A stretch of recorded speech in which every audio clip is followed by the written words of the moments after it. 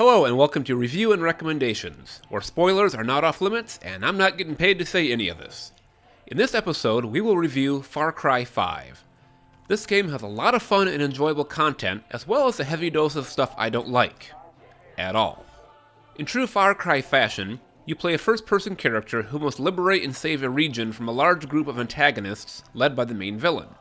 A small change in Far Cry 5 is that there are 3 sub-regions to this game, each controlled by a family member of the main boss, Joseph Seed.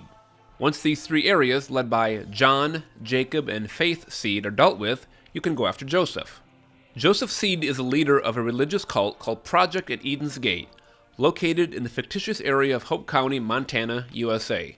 Their mission is to make everyone believe their way and repent, either by choice or by force. Because of the initials for Project at Eden's Gate, spelled P-E-G or PEG, those who oppose the cult, the locals, refer to them as Peggies. Familiar Far Cry tactics are in place here, such as liberating enemy outposts and removing propaganda, mainly silos in this game, but a few statues and monuments as well. There are various vehicles for land, sea, and air for you to control. However, it seems rather obvious that the game was intended for console, as the controls are not really friendly to a keyboard, which I do on PC, because it does not allow for the small movements as well as a controller. This is not much of an issue on foot, but it becomes rather obvious in any sort of a vehicle, especially an aircraft. Throughout the game, there are 9 companions you can eventually choose from, 3 available from each region. Each region has 2 human and 1 animal companion that you can recruit. The graphics appear great, though admittedly I'm really not much of a graphics snob, so I really don't care if they're stunning or just okay. I'd much prefer a great game than great graphics. The game is stable, much more so than Far Cry 4, which crashed quite a bit for me. The perk system is also a bit different. Rather than hunting to get animal skins to create more gun slots, larger ammo bags, etc., in Far Cry 5 you get a perk point system for completing various tasks, and can spend those perk points on various upgrades. Such tasks include killing a certain number of whatever, with a various style of weapon, any weapon in that category would do, or collecting a few skins from any one specific animal, again not for upgrades, just to have them, or catching a specific type of fish, having a companion kill a certain number of enemies, and so on. While the game says that it allows you to skip some cutscenes, it does take a few seconds for that to activate, and you cannot skip the cutscenes that you actually want to skip. Past Far Cry games had various drug-induced side missions, but Far Cry 5 has the Bliss, a chemical that the Peggies created, which not only can affect you when you're exposed to it, but can also randomly take over you later on in the game. Unlike some people, I was not fond of the drug-induced missions in the previous games, and the Bliss-oriented missions are far worse. This applies to the boss fights against the various Seed family members, and those battles are just bizarre. Saving the game is done automatically, although you can manually select save, but when you reload, it'll put you at the closest fast travel point, not necessarily where you were when you saved. Also, if you're in the middle of a mission when you manually saved it, you restart that mission.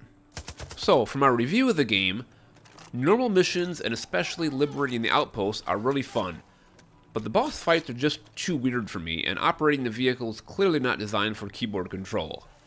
The game is worth playing, although it's up to you how you feel about the ending. It was hard to get fully immersed into a role when my character never said a word, which is normal for Far Cry, but there's no way I or most humans would keep silent when face to face with one of the lunatics, especially when they pause and no one else is talking. Overall, I liked Far Cry 4 better. There is no equivalent to Robbie Ray Rana in Far Cry 5, although having a mountain lion for a companion was kinda cool. As far as recommendations, there are a few perks you'll want to get early on, and a few challenges that you'll want to do to get those points. To earn perk points, I recommend doing any of the weapon challenges and the hunting challenges. You can also find a few magazines at random spots in the game that are each worth 1 perk point. For early perks to choose, the grappling hook is only 1 point and will be used throughout the game, so I recommend getting that one early. I got the additional holster upgrade that provides a 3rd weapon slot also very early, because then I could carry a rifle and a bow along with the pistol. You start the game with 2 weapon slots, a sidearm slot and a main weapon. You always have a sidearm, so even when you unlock all 4 weapon slots, one of those must still be a sidearm. So early in the game, you cannot take a rifle and a bow. It's got to be a pistol or a sidearm along with something else. I like the upgrades for carrying more ammunition, so I got a few of those. Once I have a semi-auto sniper, I have no need to carry a shotgun since I can just hip-fire the sniper rifle with about the same accuracy. So I just pass on the shotgun ammo upgrade. There are health upgrades which look great on the surface. My experience was a bit concerning. It seems that enemies that hit hard will just take away 99% of your health and give you the option of using a medkit, or you can just hide and naturally regenerate your health. I did get the first health upgrade, which gives you 150% of your starting health, but I really didn't notice any difference in what it took to injure me. It just seems like the more health grade I got, they did the same amount of damage. They took proportionally the same amount of health from me. Hopefully you will have a better experience with the health upgrades, as it seems many people are recommending this perk. I'm just saying it didn't work out well for me. The repair tool is great as it can repair vehicles, but it also has a second use that it can be used to cut open any safe and take the goods that are inside. I put no points into lockpicking, I just got the repair tool and cut open every safe I encountered. However, lockpicking can assist you with other doors in the game, so it still may be worthwhile for your playstyle. The leadership perk allows you to take 2 companions instead of just 1. This may be useful to some players. I frequently went without a companion, so I didn't bother with this perk, but many other players may think of this as very helpful. Ghost is a perk that is aimed at stealth, but even as a stealth player, I really didn't notice much of an improvement from it. Perks that I didn't bother with included Master Blaster, since crafting ingredients are so prevalent. I also skipped all 9 of the leader level perks that bring back companions quicker, as well as the leadership perk that allows for 2 guns for hire, as I previously mentioned. Gun upgrades require either money or silver bars. Hunting animals is a good way to earn money, and it can be done right from the very beginning of the game. Just make sure you are hunting something you can handle. Don't try to use your initial starting pistol against a bear unless you really have a desire to become someone's lunch.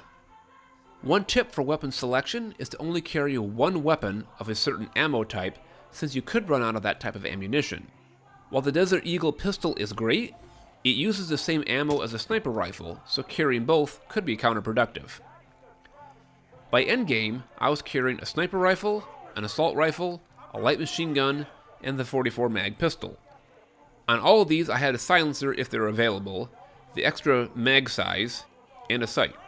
In the beginning of the game, you'll have a pistol and whatever else that you eventually choose.